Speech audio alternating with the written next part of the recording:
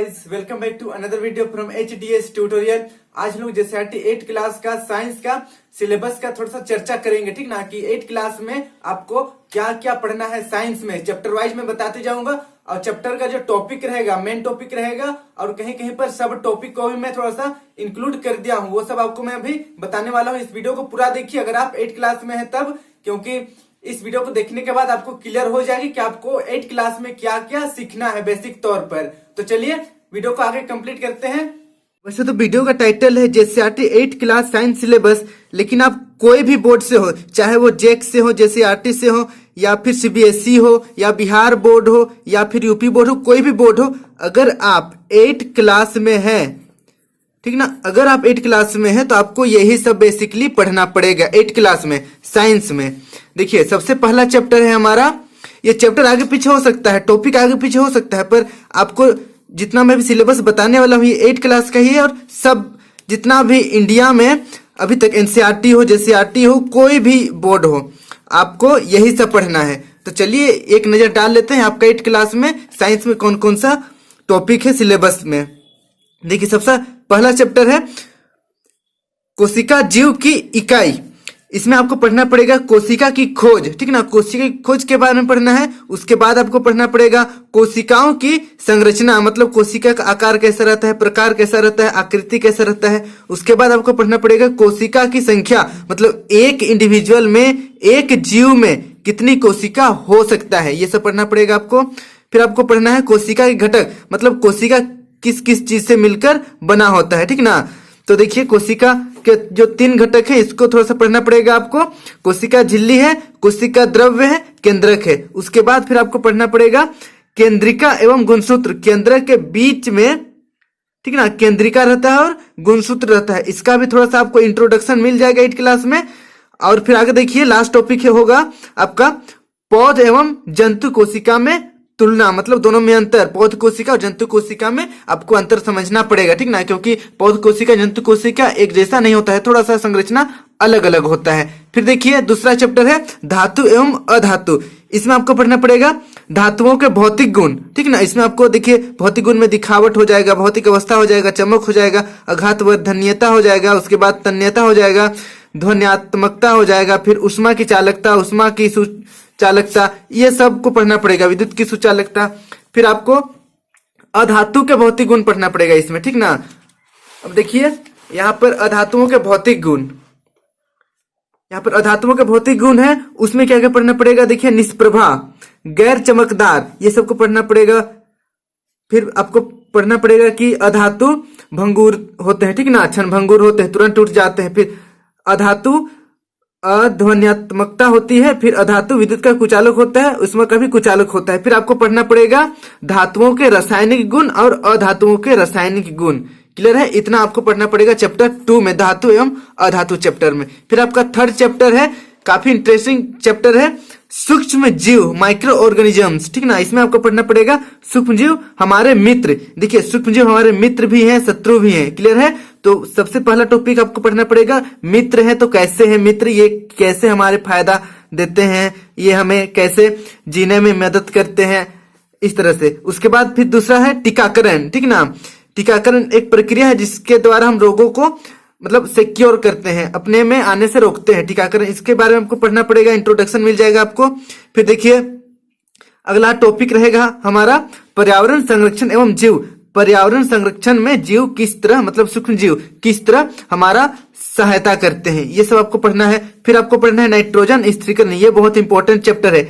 जब आप upper class जाइएगा, ऊपर क्लास जाइएगा, तब आपको ये नाइट्रोजन स्थिरीकरण मिलेगा ही मिलेगा पक्का, अगर आप साइंस लेकर अपना पढ़ाई कंटिन्यू करना चाहते हैं तब। तो इसको अभी यहाँ पर इंट्रोडक्शन मिल जाएगा, वैसे बेसिक नॉलेज आपको दिया गया है इसी पर। फिर देखिए सूक्ष्म जीव हमारे शत्रु, यहाँ पर हम लोग देखें सूक्ष्म जीव हमारे मित्र हैं, अभी देखेंगे हम लोग सूक्ष्म जीव हमारे शत्रु, किस प्रकार शत्रु है, ठीक ना। शत्रु है क्योंकि ये हमें बीमार कर देते हैं, ये हमारे फसलों को बर्बाद कर देते हैं, बहुत तरह से है, ये शत्रु भी हो सकते हैं। फिर देखिए अगला टॉपिक है हमारा सूक्ष्म जीव के कारण होने वाले रोग। देखिए सूक्ष्म जीव हमारे रोगों का कारण भी बनते हैं। क्लियर है? कुछ सूक्ष्मजीव ऐसे होते हैं जो हमें बीमार कर देते हैं। ये सब के बारे में जानकारी आपको लेना है, 8 क्लास में ही लेना है ये सब। उसके बाद फिर आपको पढ़ना पड़ेगा सूक्ष्मजीव खाद्य पदार्थ के संदूषक, मतलब सूक्ष्मजीव है जो खाद्य पदार्थ को खराब कर देते हैं। क्लियर है? उसके बाद फिर अगला टॉपिक है, आप यही पढ़िएगा कि सूक्ष्मजीव खाद्य पदार्थ को संरक्षित भी करते हैं। मतलब देखिए, सूक्ष्मजीव हमारे मित्र भी है, शत्रु भी है, हमारे लिए फायदा भी देते हैं, नुकसान भी देते हैं, भोजन को सुरक्षित भी रखते हैं, असुरक्षित भी रखते हैं, खराब भी कर देते हैं भोजन को। तो ये सब कैसे सब आप जब चैप्टर पढ़िएगा ना तब पूरा क्लियर हो जाएगा। फिर देखिए, खाद्य पदार्थ के परिरक्षण के तरीके आपको सूक्ष्मजीव में पढ़ना पड़ेगा। खाद्य पदार्थ को किस तरीके से हम लोग सुरक्षित रख सकते हैं, लंबे समय तक टिका सकते हैं, इसको जल्दी खराब होने से कैसे बचा सकते हैं। फिर आपको लास्ट टॉपिक है हमारा नाइट्रोजन चक्र। ये बहुत इंपॉर्टेंट है। नाइट्रोजन का एक चक्र होता है, ठीक ना। हमारे वायुमंडल में नाइट्रोजन होता है, ये पहले जमीन में आता है, फिर पेड़ पौधे इसका यूज करते हैं, फिर हम लोग खाते हैं, फिर हवा में चल जाता है, उसके बाद ये चक्र चलता है नाइट्रोजन का। तो ये नाइट्रोजन चक्र बहुत इंपॉर्टेंट है, तो इसका थोड़ा सा इंट्रोडक्शन मिल जाएगा आपको और बेसिक नॉलेज इसी पर मिल जाएगा, 8 क्लास पर ही मिल जाएगा आपको। फिर 4th चैप्टर है हमारा विद्युत धारा के रासायनिक प्रभाव, ठीक ना। इसमें हम लोग देखेंगे चालक पदार्थ के प्रकार, मतलब कुछ कुछ चालक होते हैं जो हीन चालक होते हैं, बहुत कम विद्युत धारा प्रवाह करते हैं। फिर कुछ सुचालक है, ये सबका आपको इंट्रोडक्शन मिल जाएगा, परिभाषा मिल जाएगा। फिर कुचालक, ठीक ना, लकड़ी हो गया, रबर, ये सब कुचालक है, ये सबको फिर से आपको पढ़ना पड़ेगा। धातु में आप पढ़ चुके हैं सुचालक कुचालक, परंतु इसमें फिर से आपको एक बार रिवाइज हो जाएगा। फिर देखिए अगला टॉपिक है विद्युत धारा के रासायनिक प्रभाव। आपका चैप्टर का नाम ही है, तो विद्युत धारा के रासायनिक प्रभाव को पढ़ना ही पड़ेगा। जैसे कि एग्जाम्पल में पानी है, ठीक ना, पानी हम लोग अगर एक यहाँ पर तार और यहाँ पर तार रख दें, ठीक ना, दोनों को टच नहीं कराएं तो यहाँ से बुलबुला निकलता है। अगर विद्युत परिपथ कंप्लीट है तब, तो बुलबुला किस कारण से निकलता है, तो इसमें हो जाएगा रासायनिक प्रभाव के कारण। फिर आपको इसमें पढ़ना पड़ेगा विद्युत अपघटन, बहुत इंपॉर्टेंट है, बहुत मजेदार है, बहुत इंटरेस्टिंग टॉपिक है, ठीक ना, विद्युत अपघटन। फिर विद्युत लेपन, विद्युत लेपन बहुत इंपॉर्टेंट है, दोनों एक दूसरे से रिलेटेड है, ठीक ना। आप देखते हैं कि गाड़ी सब एकदम जब नया रहता है चमचमाते रहता है, बहुत उसमें चमक रहता है, तो विद्युत लेपन के कारण ही रहता है चमक उसमें। विद्युत लेपन के थ्रू हम लोग जो धातु उसमें विद्युत लेपन किए हैं वो हट जाता है, तब उसमें जंग लगता है, वो सब पढ़िएगा। उसके बाद देखिए एलईडी का आपको इंट्रोडक्शन मिल जाएगा 8 क्लास में। एलईडी एक बहुत लंबा चैप्टर है, ठीक ना, लेकिन इसका बस आपको इंट्रोडक्शन मिल जाएगा, जिसका फुल फॉर्म होता है लाइट इमिटिंग डायोड। ये डायोड एक चैप्टर है, ये 12 क्लास में आप पढ़िएगा। फिर अगला है हमारा, देखिए 5 चैप्टर में आप पढ़िएगा जंतुओं में जनन, ठीक ना।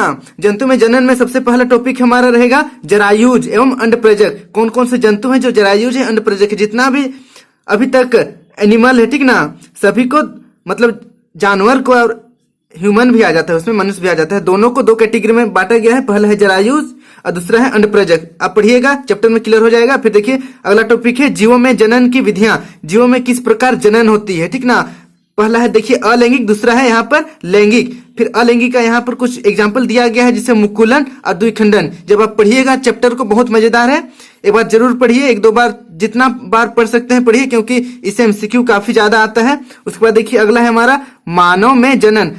हम सभी मनुष्य हैं, ठीक ना, तो मनुष्य किस प्रकार जनन करते हैं, ये सब के बारे में आपको जानना चाहिए। तो इस चैप्टर में 5 चैप्टर में आप पढ़िएगा जंतु के जनन में। उसके बाद देखिए निषेचन, फिर इसमें पढ़िएगा निषेचन के प्रकार, ठीक ना, निषेचन क्या है ये सब आपको जानना चाहिए, जानना पड़ेगा 8 क्लास में। उसके बाद निषेचन के जो प्रकार हैं, ठीक ना, उसको भी जानना पड़ेगा, कितने प्रकार के हैं, जब आप चैप्टर पढ़िएगा तो क्लियर हो जाएगा। फिर देखिए भ्रूण का निर्माण या फिर भ्रूण का परिवर्तन, मतलब भ्रूण क्या है, कैसे बनता है, भ्रूण के बाद फिर हम लोग कैसे बनते हैं, तो ये सब आप जब चैप्टर पढ़िएगा क्लियर हो जाएगा। फिर देखिए गर्भ का निर्माण, भ्रूण के बाद गर्भ बनता है, ठीक ना, तो गर्भ का निर्माण कैसे होता है, फिर कैसे हमारा हाथ पैर, नन्हा मुन्ना हाथ पैर सब बनता है, तो ये सब आप पढ़िएगा गर्भ का निर्माण में। फिर कायांतरण, कायांतरण एक प्रक्रिया है, ठीक ना, जनन का एक प्रक्रिया है जो मेंढक में होता है, ठीक ना, और वैसे मनुष्य में भी होता है, लेकिन आमतौर पर अभी 8 क्लास में आप पढ़िएगा इस चैप्टर पर जंतु के जनन में मेंढक का कायांतरण पढ़िएगा आप। फिर अगर देखिए क्लोन, क्लोन बहुत ही मजेदार टॉपिक है। क्लोन के थ्रू आप चाहे तो अपना डुप्लीकेट, एकदम डिट्टो आपके जैसा एक दूसरा प्राणी बना सकते हैं, तो ये सब आपको पढ़ना है 5 क्लास में, बहुत मजेदार है क्लोनिंग करना, ठीक ना। देखिए 6 पाठ हमको पढ़ना पड़ेगा बल एवं दाब, ठीक है, चैप्टर का नाम है बल एवं दाब। इसमें टॉपिक है देखिए बल के रूप, अब पढ़िएगा बल के कितने रूप हैं, ठीक ना। फिर आपको पढ़ना पड़ेगा बल का उपयोग, बल का उपयोग कहाँ कहाँ आप करते हैं, क्लियर है।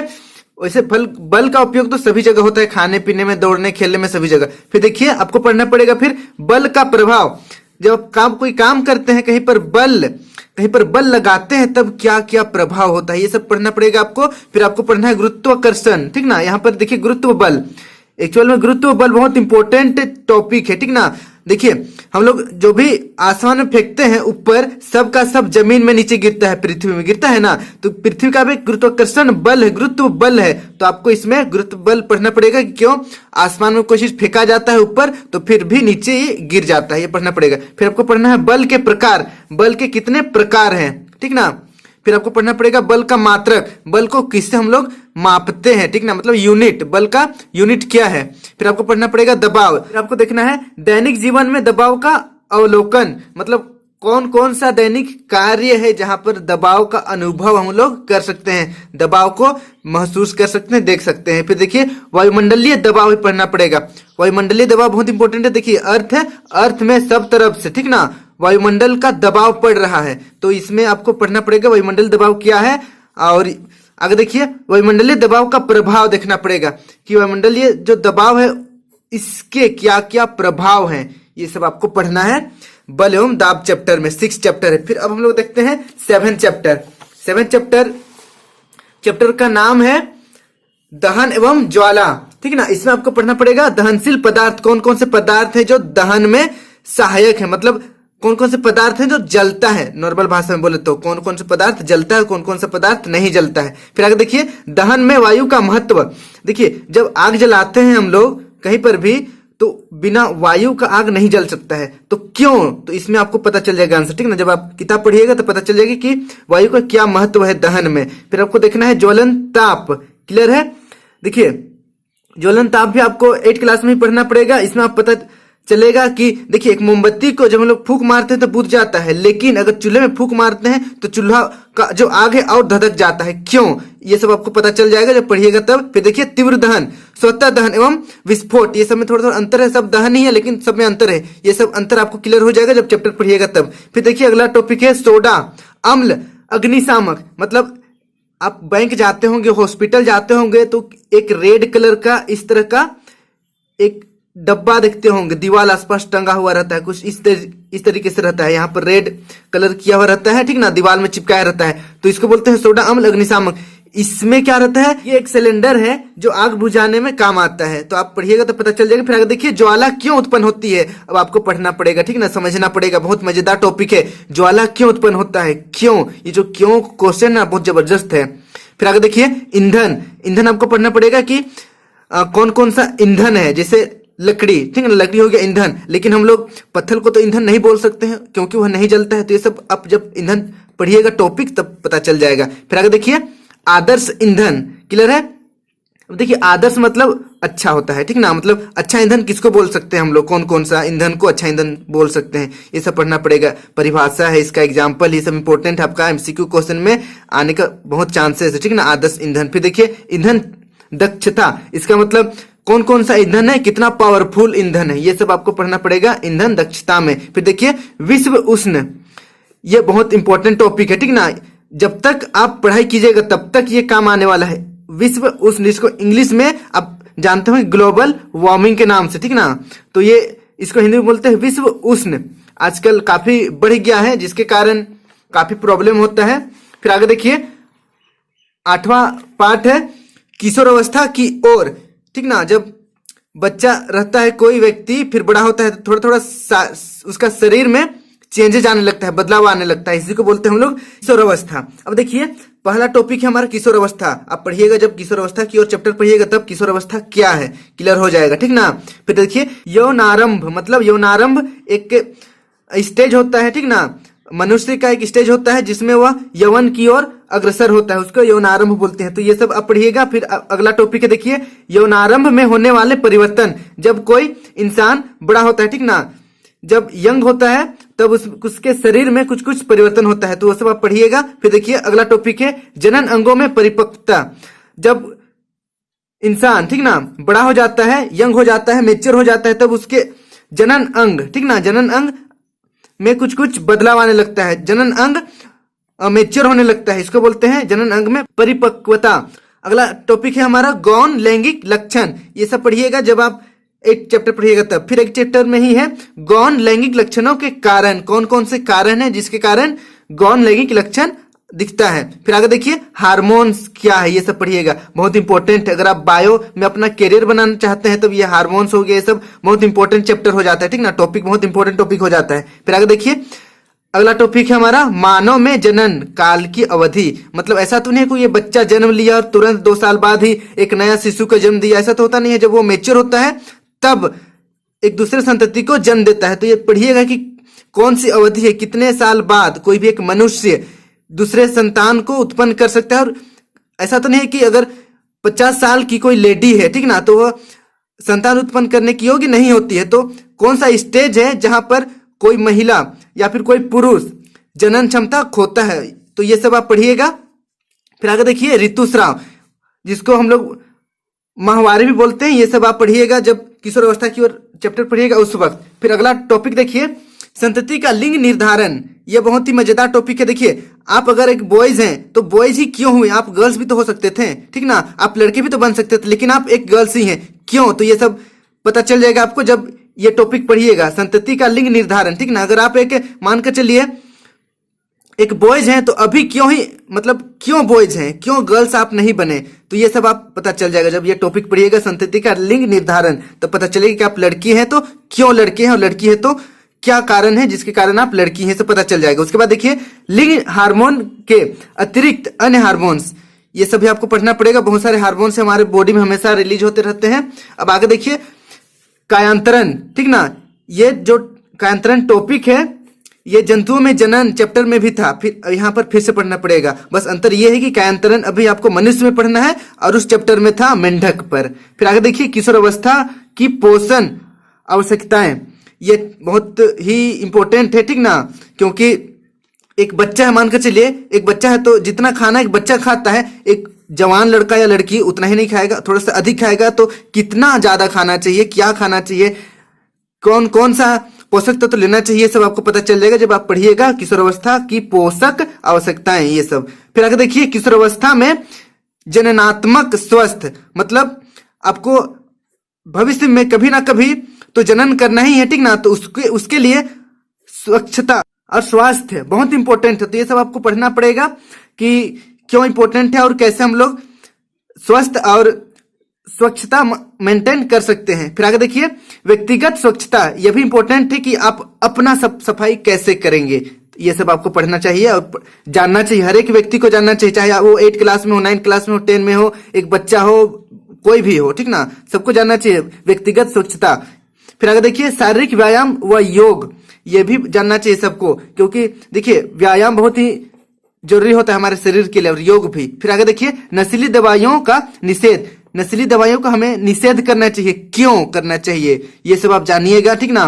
आजकल के बच्चे कहीं कहीं बहुत बिगड़ जाते हैं, तो ये सब अगर उनको पता रहेगा तो हो सकता है कि वे लोग नशा का सेवन ना करें और अपना फ्यूचर बर्बाद ना करें। क्लियर है? तो ये सब आपको जानना चाहिए और मैं भी आपसे अपील करता हूं कि आप कभी भी नशीली पदार्थ का सेवन ना करें। फिर आगे देखिए किशोर अवस्था में गर्भधारण की समस्या। अब देखिए बाल विवाह को आजकल बैन कर दिया गया है, रोक दिया गया है, ठीक ना, क्यों? तो इसका कारण यही है कि किशोर अवस्था में गर्भधारण करने से काफी समस्या होता है। एक बच्चा है, मानकर चलिए अगर उसका शादी कर देंगे तो खुद अपने आप को वो संभाल नहीं पा रही है तो बच्चे को क्या संभालेगी, तो ये प्रॉब्लम हो जाता है। क्लियर है ना? तो इसलिए बाल विवाह को बैन किया गया है, बंद किया गया है। तो आप पढ़िएगा कि क्यों बंद किया गया है और ये सब किशोर अवस्था में गर्भ धारण करने से कौन कौन समस्या होती है, सब आपका बुक में दिया हुआ है, आप पढ़ सकते हैं। फिर आगे देखिए हमारा चैप्टर है 9th चैप्टर में हम पढ़ेंगे प्रकाश के बारे में। क्लियर है? प्रकाश, जिसको हम लोग लाइट बोलते हैं।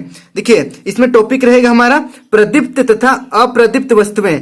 जैसे ये पेंसिल, देखिए पेंसिल लाइट नहीं मार रहा है, ठीक ना, परंतु टॉर्च लाइट देता है। तो ये सब पढ़िएगा आप, प्रदीप्त एवं अप्रदीप्त वस्तुएं। फिर पढ़िएगा आप प्रकाश का परावर्तन, मतलब प्रकाश जो है कहीं पर टकरा कर वापस आता है, इसको बोलते हैं प्रकाश का परावर्तन। इसका नियम भी बहुत सारा है, परावर्तन का नियम सब पढ़िएगा आप। ये सब देखिए अगर आपको 10th क्लास में ज्यादा से ज्यादा मार्क्स लाना है तब तो ये सब पढ़ना ही पड़ेगा, ठीक ना। फिर देखिए प्रकाश का विक्षेपण पढ़ना पड़ेगा। इंद्रधनुष बहुत मजेदार टॉपिक है। इंद्रधनुष, आसमान में इंद्रधनुष क्यों दिखाई देता है और बरसात के दिनों में ही क्यों दिखाई देता है और ऐसे गर्मी के दिन में क्यों नहीं दिखाई देता है, ये सब आप पढ़िएगा, बहुत मजेदार टॉपिक है, ठीक ना। फिर आगे देखिए मानव नेत्र एवं उसकी संरचना। आप अपनी नेत्र के बारे में भी जानिएगा इस चैप्टर में, ठीक ना, प्रकाश चैप्टर में, कि नेत्र, आंख में क्या होता है, कैसे हम कोई वस्तुओं को देख पाते हैं और कितनी दूरी की वस्तुओं को देख पाते हैं, नेत्र का बनावट कैसा है, कब हम अंधे हो जाते हैं, कब हमारा आंख स्वस्थ रहता है, ये सब देखिएगा। फिर आंखों का देखभाल भी आपको पढ़ना पड़ेगा इसी में। फिर एक ब्रेल लिपि है, ठीक ना, ये ब्रेल लिपि अंधों के लिए होता है। तो इसलिए हम लोग तो देख सकते हैं, हमारे पास आंख है, लेकिन जो अंधे होते हैं उनके पास तो आंख होते भी वो लोग नहीं देख सकते, वो लोग अंधे होते हैं। तो अंधे लोग कैसे पढ़ाई करते हैं, तो ये सब दिया गया है ब्रेल लिपि में, ठीक ना। जीके का भी क्वेश्चन है कि ब्रेल लिपि किसके लिए यूज किया जाता है, तो अंधों को पढ़ाई करने के लिए ब्रेल लिपि का यूज किया जाता है। फिर आगे देखिए 10 चैप्टर है फसल उत्पादन एवं प्रबंधन, इसमें आपको पढ़ना पड़ेगा। देखिए फसल, ठीक ना, फसल किसे कहते हैं, फसल क्या है, ये सब। फिर खरीफ फसल, फसल का एक प्रकार है। फिर आपको पढ़ना पड़ेगा रबी फसल, फिर जायद फसल, फिर कार्बोहाइड्रेट प्रदान करने वाले फसल, कौन कौन से फसल है जो आपको कार्बोहाइड्रेट प्रदान करते हैं, क्लियर है। फिर कौन कौन से फसल है जो आपको प्रोटीन प्रदान करते हैं, कौन कौन से फसल है जो आपको वसा प्रदान करते हैं, ये सब पोषक तत्व है। तो ये सब पोषक तत्व स्पेशल अलग अलग फसलों में होता है, ठीक ना। जैसे चावल में कार्बोहाइड्रेट रहता है, उसके बाद दाल में प्रोटीन रहता है, फिर सोयाबीन में वसा रहता है, प्रोटीन रहता है। तो इस तरह से अलग अलग जितना भी खाद्य पदार्थ है सबका स्पेसिफिक पोषक तत्व होता है, ठीक ना। तो पढ़िएगा ये सब। उसके बाद अगला टॉपिक है, देखिए फसल उत्पादन का क्रम। आप अगर किसान बनना चाहते हैं भविष्य में, तो कौन कौन सा प्रक्रम है जिसके द्वारा फसल उत्पादन किया जाता है। देखिए किसान बनना ऐसे नहीं कहा जा सकता है कि अनपढ़ है, ठीक ना। अगर आप पढ़े लिख कर किसान बनते हैं ना, तो मेरी बातों पर विश्वास कीजिए, आप लाखों कमा सकते हैं महीनों के, ठीक ना, लाखों क्या करोड़ों कमा सकते हैं अगर आप एक पढ़ लिख कर, ठीक ना, पढ़ लिख कर किसान बनेंगे तब। आजकल जो भारतवासी हैं किसान है, वे लोग का स्थिति अच्छा नहीं है। रीजन यही कि वे लोग पढ़े लिखे नहीं है, ठीक ना, इलिटरेट है। अगर वे लोग पढ़ लिख कर खेती करें ना, तो 100% वो लोग का प्रॉफिट बहुत ज्यादा हो जाएगा। तो देखिए सबसे पहला टॉपिक है हमारा यहाँ पर मिट्टी का तैयार, मतलब मिट्टी का तैयारी। आप मिट्टी को कैसे तैयार कीजिएगा फसल उत्पादन के लिए। फिर बुआई, ठीक ना, कैसे बोइएगा। फिर सिंचाई, पानी कैसे पटाना है, उसमें वाटरिंग कैसे करना है, इरिगेशन कैसे करना है, ये सब पढ़िएगा आप। उसके बाद देखिए कृषि औजार, कौन कौन सा औजार है जो कृषि में यूज होता है। फिर खाद एवं उर्वरक, ये बहुत इंपॉर्टेंट टॉपिक है, ठीक ना, बहुत आता है परीक्षा में कि दोनों में अंतर बताइए कहकर। उसके बाद देखिए सिंचाई, सिंचाई इरिगेशन बोलते हैं, पानी पटाना आप लोग जानते हैं।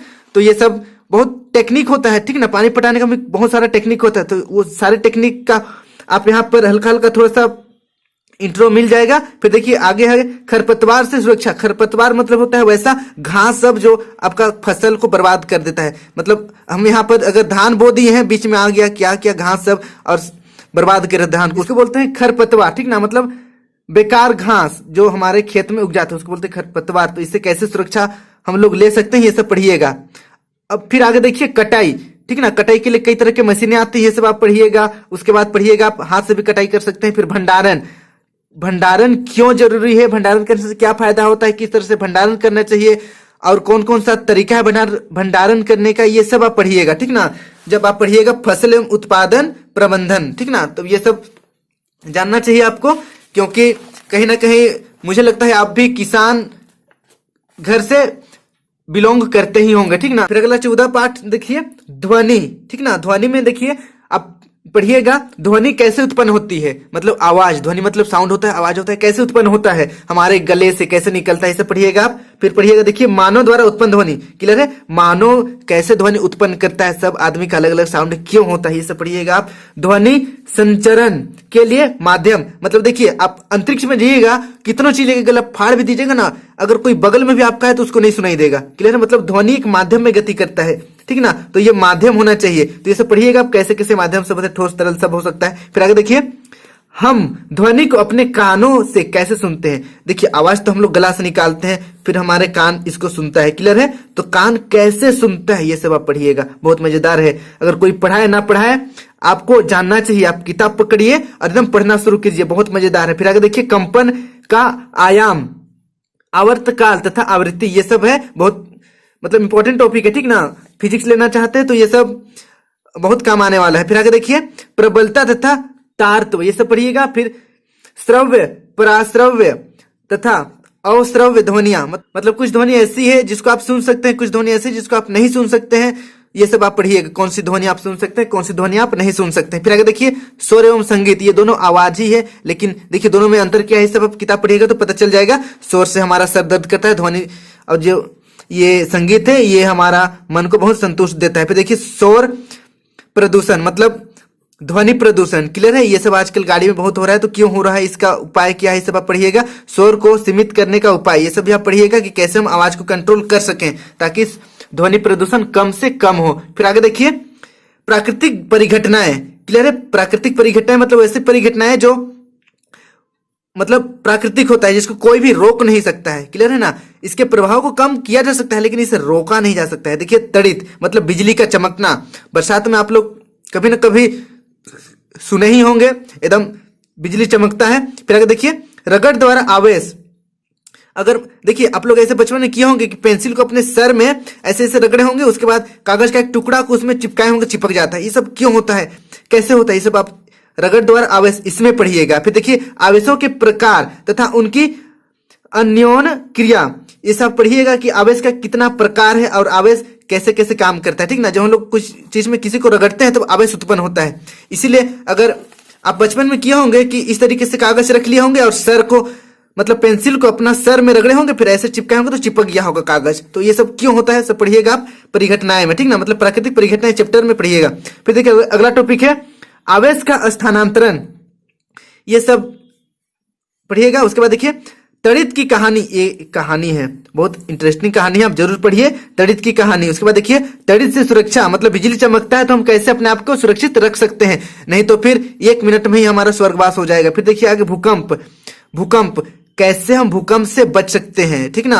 भूकंप को कोई भी नहीं रोक सकता है, बस इसके प्रभाव को कम किया जा सकता है। आजकल इतना सारा टेक्नोलॉजी आ गया है कि पता चल जाता है कि अभी भूकंप आने वाला है, तो वहां से हम लोग जगह को खाली कर देते हैं। फिर आगे देखिए भूकंप का कारण, क्या क्या कारण है, कब भूकंप आता है और क्या कारण है, ये सब आप पढ़िएगा, ठीक ना। ये सब आपको जानना चाहिए। आगे देखिए रिएक्टर पैमाना, रिक्टर पैमाना है जो भूकंप को नापने का काम करता है, कितना मतलब भूकंप आया है। फिर देखिए भूकंप लेखी, ये है जो भूकंप किधर से आ रहा है, इसका सेंटर कहाँ है, ये सब पता चलता है भूकंप लेखी से। उसके बाद देखिए भूकंप से बचाव, क्लियर है। भूकंप से हम कैसे अपने आप को बचा सकते हैं, ये सब पढ़ना चाहिए। क्योंकि अगर आप एक इंसान ही है, ठीक ना, मनुष्य के पास अपना बुद्धि होता है, ठीक ना, बुद्धि को यूज करना चाहिए। अगर ऐसे क्षेत्र पर चल गए जहां पर भूकंप आ रहा है, ठीक ना, या आने वाला है या आ चुका है, तो आप अपने आप को कैसे बचाइएगा, अपने रिश्तेदारों को कैसे बचेगा, लोगों को कैसे बचेगा, ये सब जानना चाहिए। आप अभी बच्चे हैं, जब बड़े हो जाएगा तब जरूर काम आएगा, कहीं ना कहीं लाइफ में एक ना एक बार ये काम आने ही वाला है। तो ये सब अभी जाने रहिए अच्छी तरीके से। फिर आगे देखिए 16 चैप्टर है वायु एवं जल प्रदूषण। वायु प्रदूषण हो रहा है, जल प्रदूषण हो रहा है, क्यों हो रहा है, ये सब देखेंगे। देखिए सबसे पहला टॉपिक रहेगा हमारा वायु प्रदूषण, मतलब वायु क्यों प्रदूषण हो रहा है, क्या है वायु प्रदूषण। फिर हम लोग देखेंगे वायु प्रदूषण के मुख्य कारक, कौन कौन से कारक है जो वायु को प्रदूषित करते हैं। उसमें से पहला टॉपिक देखिए हमारा उत्पत्ति के आधार पर प्रदूषक देखेंगे, फिर पदार्थ की अवस्था के आधार पर, ठीक ना, ये दोनों अलग अलग है, कारक है दोनों। फिर आगे देखिए तीसरा है देखिए स्रोतों के आधार पर, मतलब कहां कहां से प्रदूषण हो रहा है, ये सब देखेंगे। उसके बाद देखिए अगला टॉपिक है हमारा वायु प्रदूषक से होने वाले नुकसान, मतलब वायु प्रदूषक से होने वाले नुकसान, वायु प्रदूषण हो रहा है तो इससे क्या क्या नुकसान होगा हमको ये सब देखना है। फिर देखिए अम्ल वर्षा, ठीक ना, एसिड रेन जिसको बोलते हैं, बहुत इंपॉर्टेंट है अम्ल वर्षा।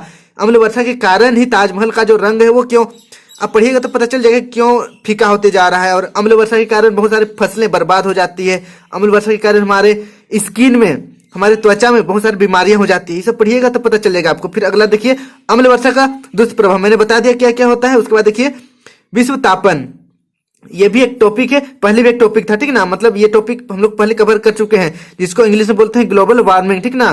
ये बहुत इंपॉर्टेंट है, आजकल बहुत ज्यादा बढ़ गया है। फिर देखिए वायु प्रदूषण पर नियंत्रण, हम लोग कैसे वायु प्रदूषण पर नियंत्रण कर सकते हैं, ये अभी पढ़ना है 8 क्लास में, आपको ये सब पढ़ना है। और देखिए ये सब बहुत इंपॉर्टेंट है, आपको लग रहा हो कि वायु प्रदूषण से हमें क्या लेना देना, पर बहुत इंपॉर्टेंट है। देखिए फिर जल प्रदूषण, जल क्यों प्रदूषण हो रहा है, इसका क्या कारण है, कैसे उपाय कर सकते हैं इससे बचने का। देखिए वायु प्रदूषण का नियंत्रण यही है कि हम लोग कैसे वायु प्रदूषण को कम कर सकते हैं। फिर पेयजल, पेयजल मतलब वैसा जल, वैसा पानी जिसको हम लोग पीते हैं, ये सब पढ़िए कि कौन कौन सा पानी को पीते हैं। हम लोग कहा जाता है कि पृथ्वी 71% पानी से ही भरा हुआ है, तो लोग प्यास से क्यों मरता है, क्लियर है ना, कि पानी इतना ज्यादा है पृथ्वी में, तो फिर लोग पानी बचाओ क्यों करते रहता है। ये सब आप जब चैप्टर पढ़िएगा तो क्लियर हो जाएगा। फिर आगे देखिए 17 पाठ, 17 पाठ पौधे एवं जंतुओं का संरक्षण, क्लियर है। हम मनुष्य हैं, जितने भी पेड़ पौधे हैं, जितने भी जानवर, सबको खा खा खत्म कर दे रहे हैं। क्लियर है ना। तो इसमें पढ़िएगा कि वन उन्मूलन के परिणाम, मतलब अगर वन को काट दे, वन उन्मूलन मतलब पूरी तरीके से वन को खत्म कर दे, तो कौन कौन सा परिणाम आएगा, क्या होगा हमारे साथ। टोटली कहने का मतलब हम भी खत्म हो जाएंगे, ठीक ना। इसलिए वन रोपण करना चाहिए। वन हमारे देवता हैं। अगर देखिए वन एवं वन्य प्राणियों का संरक्षण, ये भी बहुत इंपॉर्टेंट। ये अब पढ़िएगा कैसे हम लोग कर सकते हैं, वन को सुरक्षित कैसे रख सकते हैं, वन्य प्राणी को कैसे हम लोग संरक्षित कर सकते हैं। उसके बाद देखिए वन्य प्राणियों के आवासों का संरक्षण। आजकल सरकार क्या करती है कि जंगल को पूरा बाउंड्री कर देती है, ठीक ना, कि कोई भी इंसान इस जंगल में नहीं जाएगा। यहाँ पर सिर्फ शेर रहेगा, चीता रहेगा, मतलब जंगली जानवर बस रहेगा। जंगली जानवर को सुरक्षित करने के लिए ऐसे किया जा रहा है। उसके बाद देखिए जैव मंडल आरक्षित क्षेत्र संरक्षण, मतलब जो जैव मंडल आरक्षित क्षेत्र होता है, जहां पर हम लोग किसी भी जानवर को, मतलब एक जानवर नहीं, बहुत सारे जानवर होता है, ठीक ना, वो लोग को कोई भी खाना नहीं, तो वो लोग अपने से खाना खाते, मतलब पूरी टोटली वो लोग अपने तरीके से जीते हैं। कोई भी आदमी वहां छेड़छाड़ नहीं करने जाता है, ना कोई इसको खाना खिलाता है, वो लोग अपने ही जीते हैं, अपने खाते हैं। उसको बोलते हैं हम लोग वन्य प्राणी आवास, ठीक ना। फिर आगे देखिए वन्य अभ्यारण्य, ये भी मतलब जैव मंडल जैसा ही है, जैव मंडल आरक्षण के जैसा ही है। फिर आगे देखिए संकटापन वन्य जीव, मतलब कौन कौन सा जीव है जो संकट में है। संकट में कहने का मतलब जिसका अस्तित्व खत्म होने वाला है, वो सब पढ़िएगा आप। और क्यों खत्म हो रहा है ये भी पढ़िएगा, और हम लोग कैसे इसको सुरक्षित कर सकते हैं, सब पढ़ना है। फिर आगे देखिए पारितंत्र, ठीक ना, पारितंत्र के बारे में पढ़ना पड़ेगा आपको। फिर पुनर्रोपण, ठीक ना, पौधे का पुनर्रोपण, ये सब पढ़ना पड़ेगा आपको। वन संरक्षण अधिनियम, मतलब एक नियम बन गया है आजकल, भारत सरकार अधिनियम बनाई है कि वन को संरक्षण करना है, वन को सुरक्षित रखना है। तो ये सब जो नियम है ये सब पढ़िएगा आप। फिर आगे देखिए लास्ट चैप्टर है 18 चैप्टर, ठीक ना। चैप्टर का नाम है भूमिगत ईंधन, मतलब जमीन के नीचे बहुत सारा ईंधन है, जिससे आप गाड़ी चलाते हैं, ठीक ना। गाड़ी चलाते हैं तो जो पेट्रोल आता है वो कहां से आता है, भूमिगत ईंधन से। क्लियर है। देखिए प्राकृतिक संसाधन, अच्छे प्राकृतिक संसाधन, फिर 6 प्राकृतिक संसाधन। कुछ कुछ संसाधन ऐसे होते हैं जो खत्म हो जाएंगे, उसको बोलते हैं 6, और कुछ कुछ है जो कभी खत्म नहीं होंगे, उसको अच्छे बोलते हैं। ये सब चैप्टर पढ़िएगा तो क्लियर हो जाएगा। फिर आपको इसमें पढ़ना है कोयले की कहानी, ठीक ना। कोयले का भी एक अपनी कहानी है, तो याद कर लीजिएगा कौन सी कहानी है, काम आएगा आपको कभी। फिर देखिए कोक पढ़ना पड़ेगा, ठीक ना। फिर आपको पढ़ना पड़ेगा कोल तार। फिर आपको पढ़ना है कोयला गैस, ठीक ना। कोयला गैस क्या है, ये कहाँ यूज होता है, चैप्टर पढ़िएगा क्लियर हो जाएगा। फिर पेट्रोलियम, पेट्रोल, ठीक ना। पेट्रोल आप लोग जानते हैं गाड़ी में यूज होता है, और सब कोई घूमता है गाड़ी में। तो पेट्रोल कैसे निकलता है, कहां पर है पेट्रोल, कभी खत्म होगा कि नहीं होगा, और पेट्रोल क्यों यूज किया जाता है, सब आप पढ़िएगा। फिर आगे देखिए प्राकृतिक गैस, ठीक ना, प्राकृतिक गैस के बारे में पढ़िएगा। प्राकृतिक गैस बहुत इंपॉर्टेंट है, ठीक ना। फिर आगे देखिए प्राकृतिक संसाधनों का संरक्षण, जितना भी यहाँ पर हम लोग प्राकृतिक संसाधन देखे अभी, जैसे कोयला गैस, पेट्रोलियम, प्राकृतिक गैस, यहाँ पर कोक, कोल तार, तो ये सब प्राकृतिक संसाधन है। तो इसका संरक्षण कैसे करें, क्योंकि प्राकृतिक संसाधन जो है कुछ कुछ क्षय होते हैं, कुछ अच्छे होते हैं। जो अच्छे होते हैं वो तो ठीक है, लेकिन जो क्षय होते हैं वो कभी ना कभी खत्म हो जाएंगे। तो इसका हम लोग कैसे, इसका हम लोग संरक्षण करेंगे कि हमारे आने वाले पीढ़ी, हमारे जो बाल बच्चे हैं वे भी इसका यूज कर सके। तो इस तरह संरक्षण करना है। एक लास्ट बात आपसे मैं ये बताना चाहता हूं कि अगर आप अपना 10th क्लास, ठीक ना, 10th क्लास में कुछ करना चाहते हैं, अच्छा मार्क्स गेन करना चाहते हैं, तो आप 8 क्लास को एकदम अच्छी तरीके से पढ़िए। क्योंकि 8 क्लास, ठीक ना, 8 क्लास देखिए 80% 80 to 90% 8 क्लास का जो सब्जेक्ट सब है साइंस में, ठीक ना, जो टॉपिक है वो आपको 10th में मिलेगा। तो आपका अगर अभी 8 क्लास पूरा क्लियर रहेगा तो 10th में कोई भी दिक्कत नहीं होगा, बहुत ही इजी हो जाएगा 10th क्लास। तो अगर आप 10th क्लास में अच्छा नंबर लाना चाहते हैं तो 8 क्लास को एकदम अच्छी तरीके से पढ़िए। तो इस तरह आज हम लोग जेएसआरटी 8 क्लास का जो सिलेबस था साइंस का उसको कंप्लीट किए, मतलब समरी में बता दिया कि क्या क्या आपको पढ़ना है आमतौर पर। और अगर कहीं पर दिक्कत हुई होगी तो मुझे कमेंट कर दीजिए, और अभी तक आप मेरे चैनल को सब्सक्राइब नहीं किए हैं तो सब्सक्राइब कर लीजिए और बेल आइकन को प्रेस कर दीजिए, ताकि जब भी मैं नया वीडियो अपलोड करूं आप तक नोटिफिकेशन चली जाए। और अपने क्लासमेट के साथ इस वीडियो को जरूर शेयर करें ताकि उन्हें भी 8 क्लास के सिलेबस के बारे में पता चले। Thank you for watching my video.